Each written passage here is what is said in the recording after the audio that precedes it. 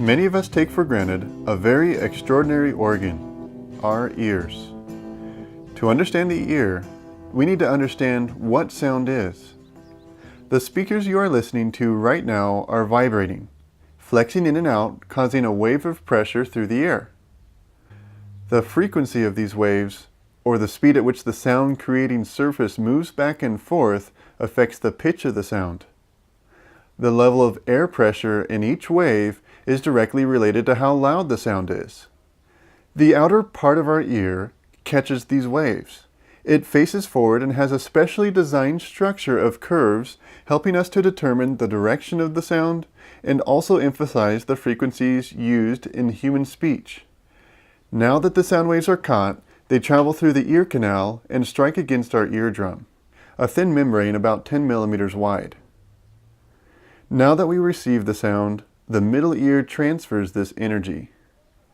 The smallest bones in your body, the malleus, incus, and stapes, start in motion. The malleus is attached to the eardrum, and as the sound travels along, the force is amplified by leverage until it arrives at the stapes, which acts like a reversed piston, creating waves in the fluid of the inner ear. The most significant increase in pressure is caused by pneumatic amplification. The face of the stapes has a surface area of about 3.2 square millimeters, while the eardrum has a surface area of 55 square millimeters.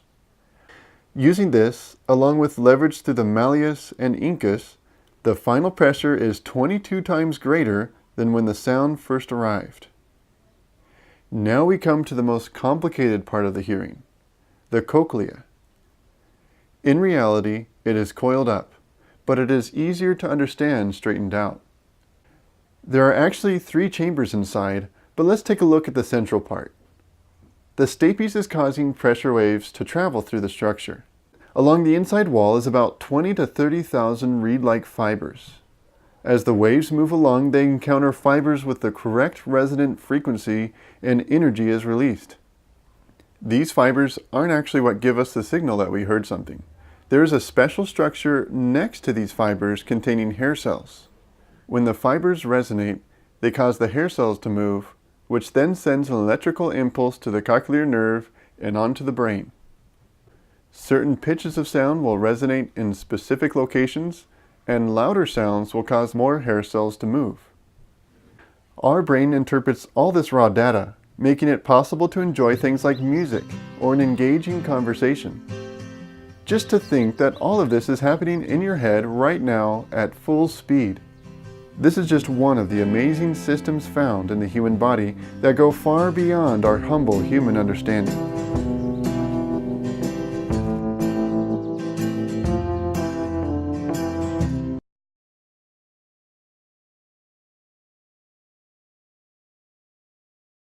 Hello class, Professor Anderson here. One of the coordinate systems that you need to be very familiar with is polar coordinates. So typically we're only going to worry about 2 dimensions. A lot of the motion that we deal with is just 2-dimensional. So we can have an x, y coordinate system. That is of course our good old Cartesian coordinate system, just collapsed into 2 dimensions. But let's say I have a point out here.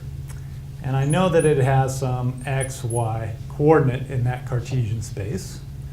But now I want to define that in terms of some other variables. What could I use? Well, one possibility is how far are you from the origin? Okay? And that we typically use lowercase r. And that maybe is enough, but not quite, right? Because if I just told you r, you could be anywhere on a circle of that radius r. So we need one more variable, and the variable that we're going to use is theta. What's the orientation of that line with respect to the x-axis? And so these are called polar coordinates, r and theta.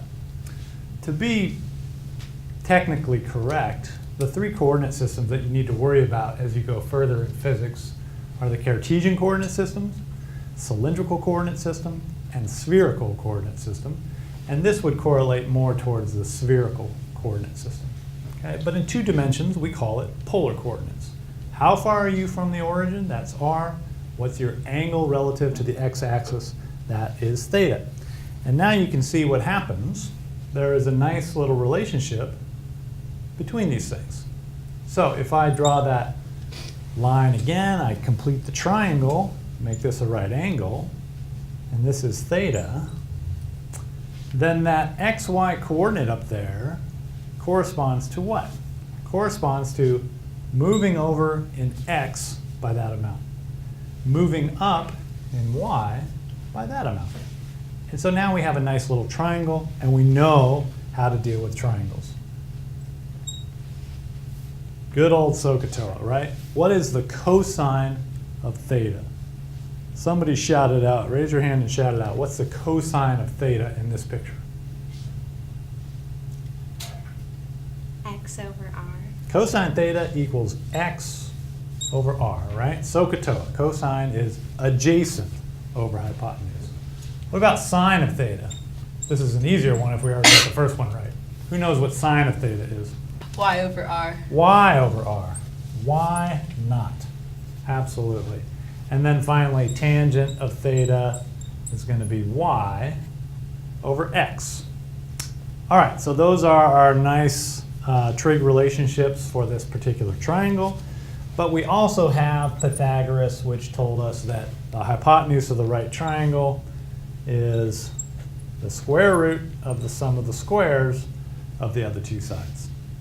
Okay, so all those things describe how r and theta relate back to our Cartesian coordinates, x and y. Now there is also a very nice sign convention that we have, which is the following. Thetas that are going up are bigger than 0. Thetas that are going the other way are less than 0. Okay? Namely, if you are rotating counterclockwise, that's positive. If you're rotating clockwise, that's negative. Okay, now this is just a convention. We're not always going to use that, but that is the typical convention for these signs.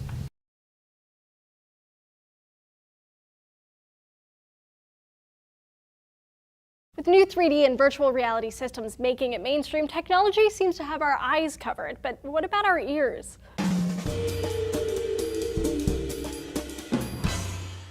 Hey guys, Julia here for D News. Kids these days, seems they want their reality streamed right to a screen near them. Well, you've heard of 3D TVs and VR on your phone. Get ready for 3D audio. This isn't new technology. It actually dates back to the 1800s, but mono and stereo sound dominated the scene for the past 100 years or so. 3D audio, or binaural audio, immerses your ears in a virtual world. In a VR system, you might see a plane flying overhead and the sound will move right along with it. A lot of that sound depth recreates the Doppler effect. Think of the last time you were standing on a sidewalk when an ambulance went by. The siren probably sounded higher pitched as it was screaming towards you, but as soon as it whizzed past, the pitch dropped. And it's all a matter of sound waves. When an object like an ambulance moves towards you, each time a sound wave is produced, its starting point is closer to you than the last one. So by the time the sound reaches your ears, the waves are closer together, which means a higher pitch. And the inverse happens when the ambulance moves away from you. The wave is emitted further from the last one, stretching out the space between them, which drops the pitch. So that's easy enough to recreate with typical recording equipment, but 3D audio, or binaural audio as it's called, takes it a step further. Basically, because our ears are on either side of our head and pointing different directions rather than on top and facing the same way, sound reaches our ears at slightly different times. We're talking like a fraction of a second, milliseconds here. We would never notice, but this actually helps us know which direction the sound came from. And it's not just the position of our ears, but the shape of our ears and head can change how we experience sound. Sound traces the shape of an ear in a particular way, and the way sound travels through our thick skulls and squishy bits can change the experience too. The way anatomy affects sound detection is called head-related transfer function, or HRTF. Without it, sounds sound flat. So how do you replicate that? Well, create a microphone that's shaped like an ear and attach two of them to a recording device, or even something that looks like a prosthetic head. That's binaural audio. Seriously, just like virtual reality cameras look, well, they actually look a little silly to me, like a bunch of cameras stuck on a soccer ball and spiked on a pole. 3D microphones look a little silly too. There's a lot of examples of people using these types of microphones to make ASMR videos. When they're crinkling paper or softly whispering, they move from fake ear to fake ear. That way the sound moves too, and it just sounds so real and intimate.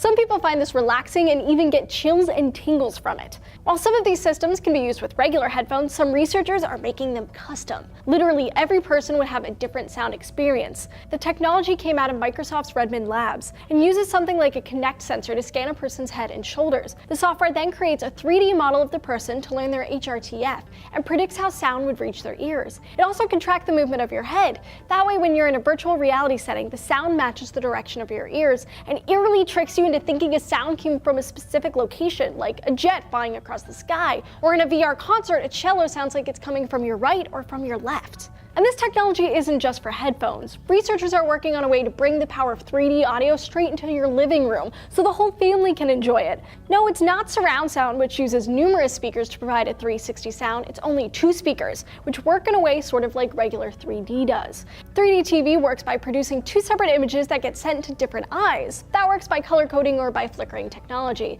But 3D speakers send slightly different sounds to each of your ears. Some versions only work if you sit in a sweet spot. Others use head tracking technology that can track up to 8 heads at a time. Well, it'll be sweet to see how virtual reality takes off with this technology. Already, artists have been playing around with it. One of my favorite artists, Imogen Heap, uses it to create her song Propeller Seats. It's great seeing cool technology put to practical use.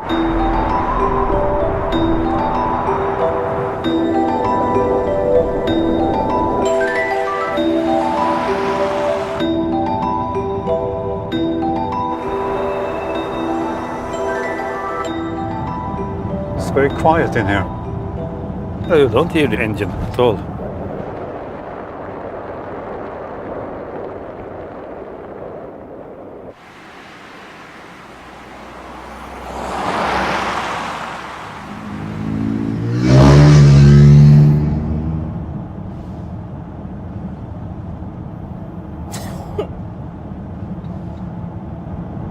That was strange. Oh.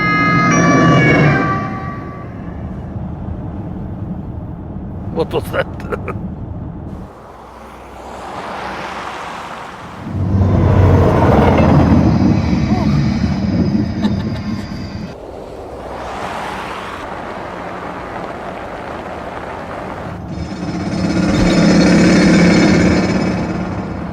This used to be such a quiet road.